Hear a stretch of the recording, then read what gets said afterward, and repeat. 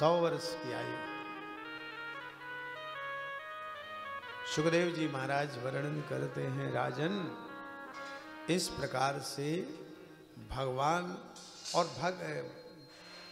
मांगा क्या? ध्रुव जी ने क्या मांगा? ध्रुव जी ने मात्र मांगा अविरल भक्ति। देना हो तो दीजिए जन्म जन्म को साथ। अविरल चरणों की भक्ति ही भक्ति में। वापस गए जब तो सभी ने ध्रुव जी को गले लगा लिया। क्यों? भगवान को प्राप्त किए। भगवान के बन जाओ तो दुनिया आपकी बन जाएगी। जब ये दिल दुनिया का था दुश्मन हजारों हो गए। और हे श्याम सुंदर, जब से दिल तुमको दिया तो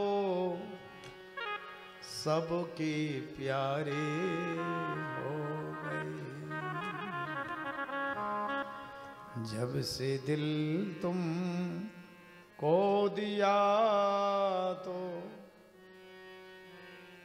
सबके प्यारे हो गए। सबके प्यारे हो गए। सभी ने, ध्रुव के जो विरोधी मां थी उसने भी स्वीकार कर लिया। ध्रुव जी को गद्दी मिली। ध्रुव जी का विवाह हुआ।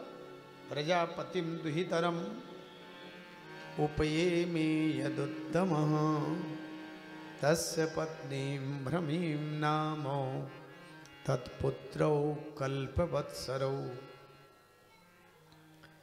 प्रजापिता की बेटी भ्रमी के साथ में ध्रुव जी का विवाह हुआ। कल्प और वत्सर हुए। उत्तानपाद भगवत भजन करने के लिए चले गए और ध्रुव जी ने भगवत भक्ति का प्रचार प्रसार करने के लिए अपने राज्य में भगवत भक्ति का दिव्य प्रचार किया। प्रजा को सुखी रख। घर का मालिक वही है जो अपने परिवार की सबकी देखरेख करे। मालिक वही। घर के मुखिया को सभी का ध्यान, राजा को प्रजा का ध्यान। ये एक आदर्श आज के समय में जो 5 वर्ष के लिए छोटे से बड़े चयनित किए जाते हैं, गली से लेकर आगे तक उनका दायित्व बनता है कि अपने क्षेत्र की रखवाली, चाहे वो पंच हो, चाहे सरपंच हो, चाहे इससे और क्रमशः ऊपर की हो, सबके दायित्व ऊपर से नीचे तक सभी के दायित्व होते हैं। उनका निर्वहन करें तो व्यवस्थित राज्य चले। हर प्रजा का ध्यान ध्रुव जी को भगवत भक्ति के साथ में था तो सबका आशीर्वाद भी मिलता। आप अच्छे कार्य करेंगे तो अच्छे कार्यों से, ध्यान रखो, ध्यान से सुनो, अच्छे कार्यों से भगवान की सत्ता में वृद्धि होती है, उसका फल आपको मिलता है। अच्छे भावना से भगवान के पास में जाओगे, भगवान खुश होंगे। अच्छी पूजा पाठ भगवान के सामने करोगे, भगवान खुश होंगे, आपको फल देंगे। और भाव मने दूषित रहेगा तो कुछ मिलने वाला नहीं। इसलिए अच्छे विचार रखना चाहिए। प्रजाजन के साथ में अच्छे विचार थे। प्रजा सुख और समृद्धि से परिपूर्ण थी और अपनी प्रजा सुख समृद्धि से परिपूर्ण हो। जैसे माता पिता की संतानें सुख और शांति से ठीक रहती तो माता पिता को संतुष्टि होती।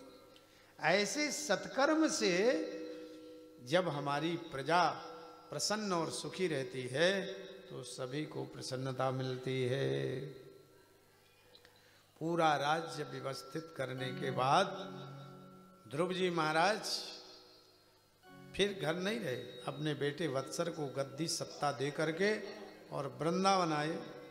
ध्यान रखो, अपनी माँ को संसार में शंकराचार्य, जगत गुरु, महामंडलेश्वर, कोई कितना बड़ा पुरुष हो उसे माँ को प्रणाम करना पड़ता है। कितने बड़े महापुरुष माँ को प्रणाम करें। और बेटा महात्मा बन गया लेकिन पिताजी हैं तो पिताजी बेटे को प्रणाम करें। पिताजी महात्मा बन गए, पुत्र तो प्रणाम करें, ये विधि। लेकिन बेटा, माँ, बड़े शंकराचार्य जगत गुरु जी की गद्दी में बैठे हैं, माँ आ जाएगी तो माँ को प्रणाम करें, ये विधि। माँ से बड़ा। और जन्मभूमि, जननी जन्मभूमिश्च स्वर्गादपि गरीयसी। जन्मभूमि पर, अपने जन्मभूमि पर, जिस जन्मभूमि में हमने जहाँ जन्मे हैं उसे कभी नहीं भूलना चाहिए। जिसने जीवन में हमारे साथ एक बार भी परोपकार उपकार किया उसे भी कभी नहीं भूलना चाहिए। तो ध्रुव जी ने सोचा, जिस भूमि से मुझे भगवान के दर्शन हुए, किस भूमि से? वृंदावन। तो वृंदावन आ गए ध्रुव जी महाराज। राजपाट अपने बेटे को दे करके वृंदावन आए, क्योंकि वृंदावन में भगवान मिले थे। उस भूमि को आज भी वृंदावन की भूमि वही है, सतयुग की। आज का वृंदावन नहीं, सतयुग का वृंदावन। खोज की गई वृंदावन की, कालांतर में विलुप्त हो गया था। कृष्णावतार चैतन्य महाप्रभु ने वृंदावन की पुनः खोज की।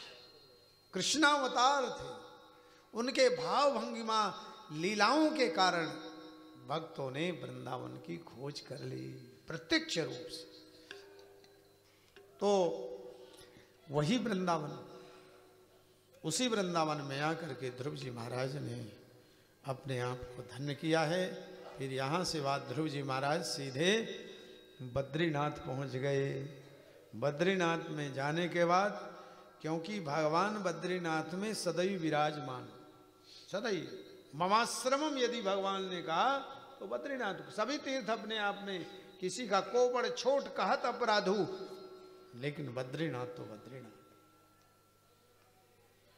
तो बद्रीनाथ में जाकर के ध्रुव जी महाराज भगवान के दर्शन किए। और दर्शन करने के बाद में जब बाहर निकले तो प्रांगण में बद्रीनाथ की आंगन में एक विमान था।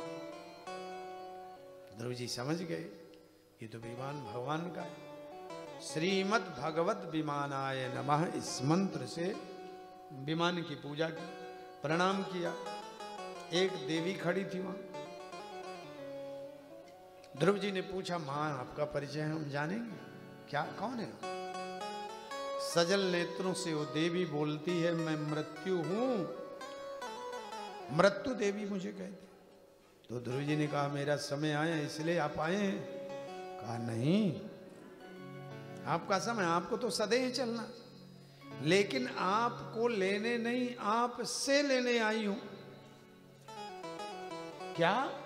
आपके चरण। इसलिए हम लोग महापुरुषों के चरण लेने की विधि है। ध्रुव जी महाराज जब विमान में बैठने लगे तो मृत्यु देवी झुक गई, सीढ़ी बन गई, और मृत्यु देवी के मस्तक पर चरण रखकर ध्रुव जी महाराज बोले, भक्त वत्सल भगवान की जय हो। विमान पर बैठ करके भगवान के सुंदर दिव्य धाम वैकुंठ को जब पहुंचे तो वैकुंठ में ध्रुव जी महाराज को लेने के लिए भगवान स्वयं बाहर आए। ध्रुव जी ने प्रणाम किया, हृदय से लगाया, और वाह, भगवान ने कहा, ध्रुव जी वो तुम्हारे लिए मैंने ध्रुव लोक बना रखा। जो ध्रुव तारा देखते हो ध्रुव लोक है। ध्रुव को हरिलोक अशोक मिला, जननी करनी से गिरे ना गिराए। ध्रुव जी ध्रुव लोक में विराजमान हुए। उनके बेटे वत्सर ने राज्य किया।